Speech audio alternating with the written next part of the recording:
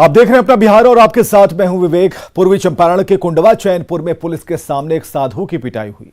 भीड़ ने पहले साधु को रस्सी से बांधा, उसके बाद कुछ लोग साधु के ऊपर लाठी और डंडे, इसके साथ कोड़े भी बरसाते रहे। हैरानी की बात है कि यह पूरी घटना पुलिस के सामने हुई। इन तस्वीरों में आप देख सकते हैं कि बंदूक और डंडा लेकर पुलिस की टीम खड़ी है और भीड़ बेरहमी के साथ उस साधु की पिटाई कर रही है। और इस घटना के संबंध में यह बताया जा रहा है कि बाजहड़वा फतेह मठ के साधु ने एक महिला को मठ की जमीन पर कचरा फेंकने से मना किया था, जिसके बाद महिला के परिजनों से साधु का झगड़ा हुआ। मामला सुलझाने पहुंचे मुखिया पर साधु ने फरसे से हमला किया था और इसी घटना को लेकर ग्रामीणों ने पहले साधु को रस्सी से बांधा, उसकी पिटाई की और इस पूरे मामले में ग्रामीणों ने कानून को हाथ में लिया ही पुलिस का अमानवीय चेहरा भी सामने आया। भीड़ के सामने पुलिस के सब जो स्टाफ थे वो चुपचाप खड़े होकर देख रहे थे और सवाल यहीं से खड़ा होता है। मुकेश हमारे साथ फोन लाइन पर। मुकेश, ये कहा जा रहा है कि साधु ने कचरा फेंकने से इनकार किया, जब इसका विरोध हुआ तो साधु ने फरसे से हमला कर दिया। हमें जरा बताइए किस थाने की पुलिस यहां पर खड़ी थी और चुप क्यों थी? जी विवेक, बता दिए पूरा मामला कुंडवा चैनपुर थाना के क्षेत्र का है और साधु जो मठ की जमीन में कचरा एक महिला फेंक रही थी, जिसको रोकने के रोका और उसके बाद विवाद हुआ। विवाद को सुलझाने पहुंचे मुखिया पर साधु ने वार कर दिया और उसे तलवार से या फिर फरसा से तो उसको वार किया, जिससे मुखिया जी जख्मी हो गए। और मुखिया जी के केस के मामले में ही पुलिस आज जब पहुंची थी वहां गांव में, तब उसके पहले गांव के लोग वहां साधु को पकड़ करके और फिर बंधक बना करके बांध करके उसकी पिटाई कर रहे थे। पुलिस के सामने हुई यह घटना है और पुलिस पूरी तरह से मुख्य दर्शक बनकर के खड़े होकर के और अपने गाड़ी के साथ वहां पर देखती रही, लेकिन लोग गांव के लोग साधु को पीटते रहे, मारते रहे। ये तस्वीर वायरल है, अभी तक इस पर क्या एक्शन हुआ है? जी अभी तक कोई एक्शन अभी नहीं हुआ है, क्योंकि यह तस्वीर जो है अभी तुरंत शाम में ही वायरल हुई है और उसके बाद अभी इस पर कोई कार्रवाई की सूचना नहीं है। चलिए, बहुत बहुत शुक्रिया हमसे बातचीत के लिए, तमाम जानकारियों के लिए। तो पुलिसकर्मियों पर कब होगी कार्रवाई, सवाल यही है, क्योंकि साफ तौर पर इस तस्वीर में पुलिस की गाड़ी दिखती है, पुलिस वाले दिखते हैं। अब ऐसे में पुलिस के सामने इस तरह की घटना का होना ये अमानवीय है और पुलिस को अपना कम से कम काम करना चाहिए, लेकिन पुलिस यहां पर दूर से तमाशा देख रही थी। समस्तीपुर में प्राइवेट फाइनेंस कंपनी में दिन दहाड़े लूट हो गई और इसकी तस्वीरें सीसीटीवी कैमरे में कैद हो गई। मोहनपुर इलाके के Wellstar investment and finance private limited के ऑफिस से 7 से 8 हथियारबंद अपराधी पहुंचे, वहां लूट की वारदात को अंजाम दिया। कंपनी का ऑफिस रिहायशी इलाके में है, बावजूद इसके अपराधी रुपए लूटने के बाद फरार हो गए। कंपनी के कर्मचारियों ने बताया कि अपराधियों के आने से कुछ देर पहले ही कलेक्शन का रुपया बैंक में जमा कर दिया गया था, इसलिए अपराधी सिर्फ 23,000 रुपए ही ले जा सके। अभी हमारे यहाँ पे 7-8 लोग आए थे और डकैती करके गए हैं। यहाँ पे सारे लोग क्लाइंट से भी पैसा लेके गए, हम लोगों से भी पैसा लेकर के गए हैं और सबों के हाथ में पिस्टल गन था। सब बहुत ज़्यादा एग्रेसिव थे पैसे के लिए। मेरा मोबाइल और पैसा लेकर के, कंपनी का पैसा और क्लाइंट्स कस्टमर्स का पैसा लेकर के वो लोग। हम लोग अपने स्तर से छानबीन कर रहे हैं और पूरा प्रयास होगा कि हम लोग सही तरह से अनुसंधान करते हुए अपराध कर्मियों को हम लोग धरपकड़ करें और जो रुपये यहाँ से लूटे गए हैं उनको हम लोग अपने स्तर से बरामद करने का पूरा सार्थक प्रयास करें। औरंगाबाद के नबीनगर में लोगों ने जमकर बवाल काटा। उत्पाती भीड़ ने पुनपुर पुल के पास खड़ी पुलिस की गाड़ी में आग लगा दी। देखते ही देखते पुलिस की गाड़ी जल गई और बताया जा रहा है कि पुलिस शराब तस्कर को पकड़ने के लिए गई थी। पुलिस को देखकर शराब तस्कर एक तालाब में कूद गया, जहां डूबकर उसकी मौत हो गई। इसके बाद स्थानीय लोगों ने पुलिस की गाड़ी में आग लगा दी। फिलहाल पूरा इलाका छावनी में तब्दील है और पुलिस हंगामा करने वालों की तलाश कर रही है।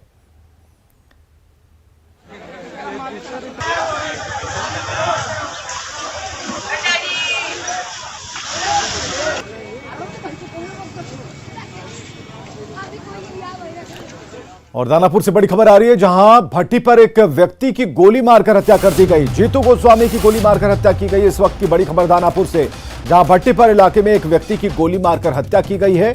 नाम बताया जा रहा है जीतू गोस्वामी और साले पर लगा हत्या का आरोप। पुलिस कर रही है इस पूरे मामले की जांच। दानापुर से इस वक्त की बड़ी खबर।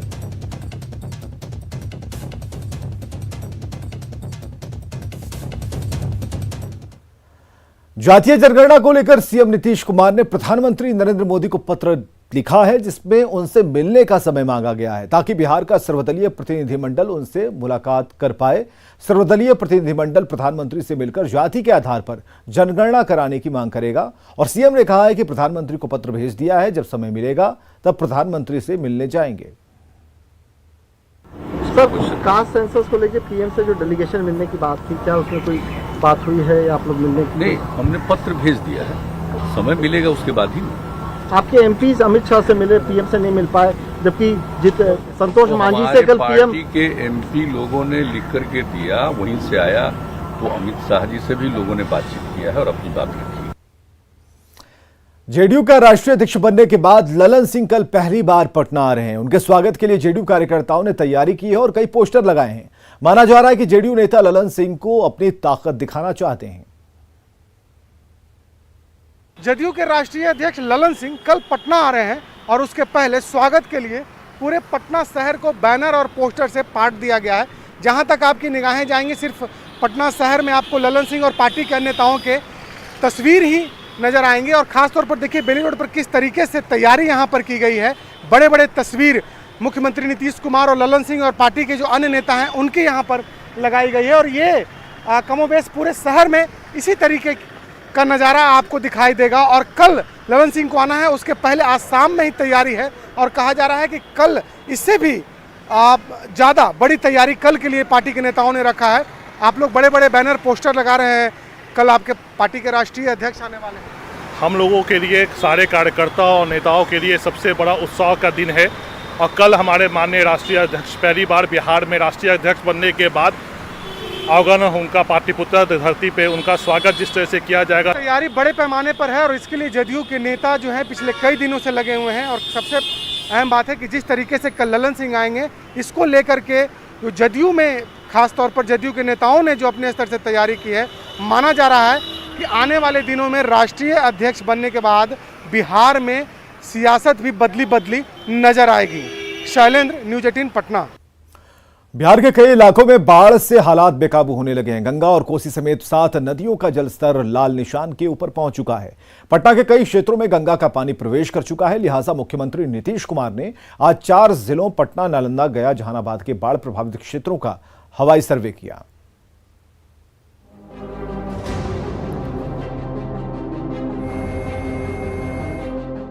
एक बार फिर मुख्यमंत्री नीतीश कुमार ने बाढ़ प्रभावित इलाकों का जायजा लिया।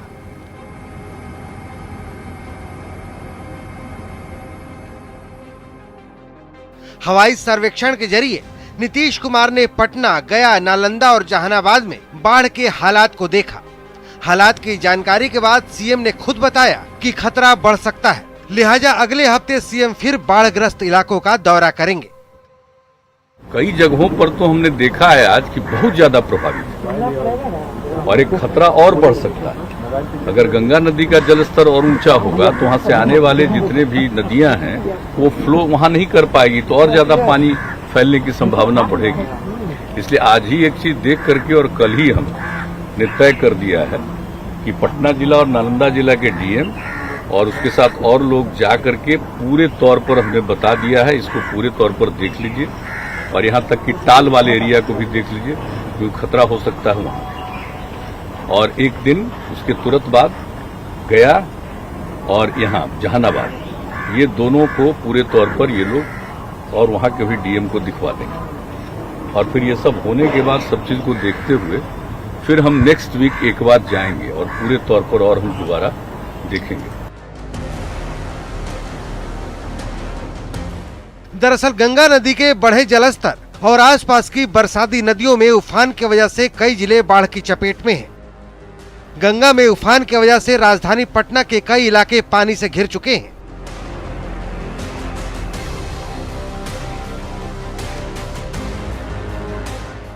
गंगा में उफान और खतरे का ये निशान बता रहा है कि गंगा गुस्से में है। यहाँ तक कि गंगा का पानी घाटों से ऊपर आकर पाथवे पर बहने लगा है। ये गंगा जो है वो पूरी तरह से उफान पर है और यहाँ पे कृष्णा घाट और गांधी घाट में पिछले दिनों 20 सेंटीमीटर यहाँ पे जलस्तर में वृद्धि हुई है। वहीं अगर दीघा की बात करें तो यहाँ पे लगभग 25 सेंटीमीटर जो है वो पानी बढ़ा है। पटना के दनियावा के कोरिल बीघा के पास नेशनल हाईवे की तस्वीरें देखिए। पानी में एनएच पूरी तरह से डूब चुका है, आवाजाही पूरी तरह से बंद है। पानी में डूबी ये सड़क पटना को बिहार शरीफ से जोड़ती है। दनियावा की तस्वीर देखिए, ये जो सड़क है ये पटना को बिहार शरीफ से जोड़ती है और यहाँ पर बाढ़ का पानी जो है वो सड़क पर आ गया, लिहाजा यातायात के दृष्टिकोण से इस सड़क मार्ग को बंद कर दिया गया है। जगह जगह बैरिकेडिंग कर दी गई है और रास्ता पूरी तरीके से बंद है क्योंकि बाढ़ का पानी है और इस सड़क में कई जगह गड्ढे भी हैं।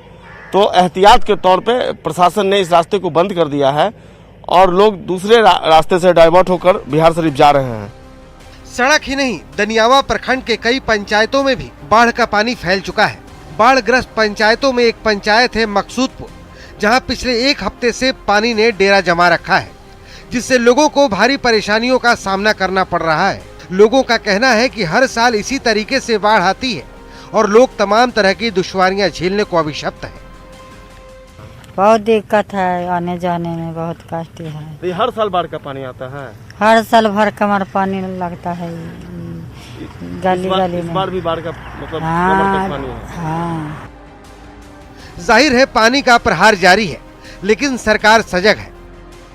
हवाई निरीक्षण के बाद सीएम ने अधिकारियों को हालात पर नजर बनाए रखने के निर्देश दे दिए हैं, ताकि मुश्किल वक्त में लोगों तक मुफीद मदद पहुंचाई जा सके।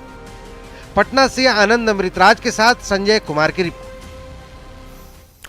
तो गंगा के साथ पुनपुन का जलस्तर भी लगातार बढ़ रहा है। पुनपुन नदी फतवा के पास गंगा में मिलती है और गंगा का जलस्तर बढ़ने से पुनपुन का पानी गंगा में नहीं जाकर आसपास के इलाकों में फैल सकता है। इस वक्त हम खड़े हैं पुनपुन नदी के किनारे और हम आपको तस्वीर दिखा रहे हैं कि पुनपुन नदी का भी जलस्तर काफी तेजी से बढ़ा है और उम्मीद भी जाहिर की जा रही है कि पुनपुन नदी के जलस्तर में आगे भी बढ़ोतरी हो सकती है। तो जाहिर सी बात है पुनपुन नदी की वजह से कई गांव बाढ़ से बुरी तरीके से प्रभावित हुए हैं और मुख्यमंत्री नीतीश कुमार ने भी हवाई सर्वेक्षण के दौरान पुनपुन के कई इलाकों का दौरा किया है और उन्होंने स्थिति का जायजा लिया है। और जाहिर सी बात है कि अगर जलस्तर में और बढ़ोतरी होती है तो जो किनारे किनारे जो बसे हुए गांव उन पर भी काफी खतरा हो सकता है।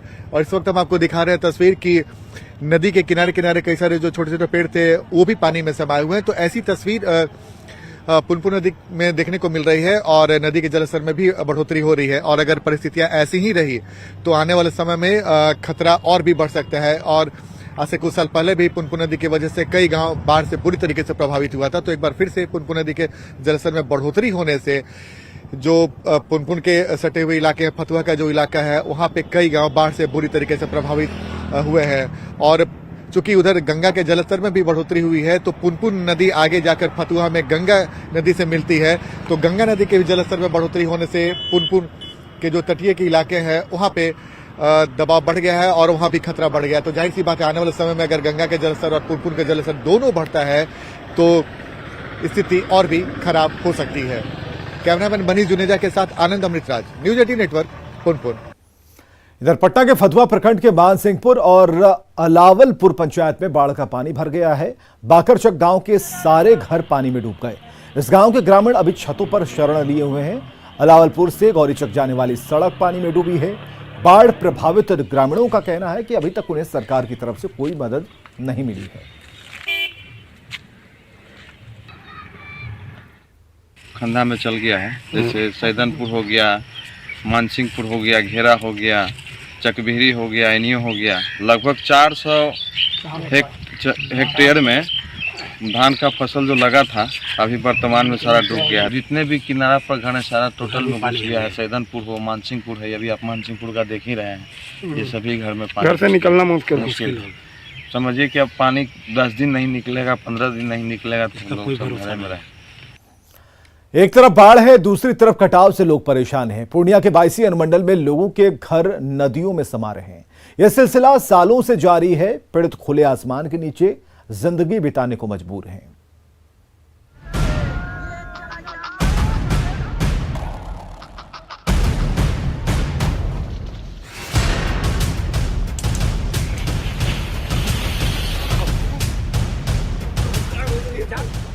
तबाही की ये तस्वीरें पूर्णिया के बायसी की हैं। कटाव की वजह से लोगों के घर नदियों में समा रहे हैं। इलाके से 5 नदियां गुजरती हैं। इनकी तेज धार लोगों के लिए मुसीबत साबित हो रही है। पिछले कुछ दिनों में स्कूल और मस्जिद नदी में समा चुके हैं। सालों से ये पूरा इलाका कटाव की चपेट में है। लोग अधिकारियों से लेकर नेताओं तक के चक्कर लगाते रहे, लेकिन मिला सिर्फ आश्वासन। एक बार फिर नदियां उफान पर हैं और सब कुछ गंवा चुके लोग पलायन को मजबूर हैं। लोगों के सिर पर छत तक नहीं बची। पूरे परिवार के साथ लोग खुले में रहने को मजबूर हैं। ये बाढ़ और कटाव से काफ़ी खराब हालात हैं, काफ़ी दयनीय है। लोग परेशान हैं और हर बार बाढ़ और ये कटाव से 200-500 घर यूं ही कट जाता है। हर बार का ये हाल है। आपको बता दूं टेक्निकली कि सोनापुर से लेकर जो बंगाल और बिहार का जो बॉर्डर है किशनगंज डिस्ट्रिक्ट का, वहाँ से लेकर फॉरबिसगंज तक लगभग 100 किलोमीटर की चौड़ाई में जितनी नदियाँ बहती हैं, चाहे मानंदा हो, पनार हो, कनकई हो, ढोक हो, मेची हो, ये सारी नदियाँ आकर के अमूर बैसा में सिर्फ 10 से 15 किलोमीटर में समाहित हो जाती हैं। और जिसके नदिये में जो कटाव है वहाँ पर पिछले 2016-17 से लेकर इस वक्त तक तकरीबन 2000 से ज़्यादा लोग विस्थापित हुए हैं। तस्वीरें हकीकत बयां कर रही हैं। महानंदा, कनकई, परमान और बकरा में उफान है। लोगों को ये डर सता रहा है कि कहीं फिर सामान समेटकर दूसरी जगह जाना न पड़े। वैसे कटाव रोकने की कोशिशें जारी है। इस कटाव के कारण बार बार हर साल आते हैं, यहाँ का फसल नहीं होने देते हैं। फसल नहीं होने देते हैं, किसी कदर सब कोई मजदूरी काम करके चलते हैं, फसल तो जैवे करते हैं। लेकिन इस रोड कट जाने से यहाँ से इधर जितना गांव होगा समूचा साफ हो जाएगा। प्रशासन का दावा है कि जिन लोगों का घर कटा है वैसे परिवारों को मुआवजा दिया जा रहा है। साथ ही पुनर्वास का भी इंतजाम किया जा रहा है। अंचल अधिकारी के मुताबिक 100 लोगों के घर कटाव से प्रभावित हुए हैं। तो सरकार की तरफ से योजना है उनको बसाने के लिए, पुनर्वास के तहत रैयती लीज नीति में भी उनको बसाने का है। तो हम लोग उसके लिए सर्वेक्षण भी करा रहे हैं और तत्काल उनको हम लोग पॉलीथीन सीट मुहैया करा देते हैं। तो अभी अब की बार में जो कटाव हुआ है लगभग 100 परिवार का लिस्ट हम लोग के पास आया है। सालों से लोग अस्थायी समाधान का इंतजार कर रहे हैं, इस उम्मीद में कि अगले साल मुश्किलें दूर हो जाएंगी। लेकिन मुसीबतें थम नहीं रही हैं और लोग अपना सब कुछ गंवाकर सड़कों पर रहने को मजबूर हैं।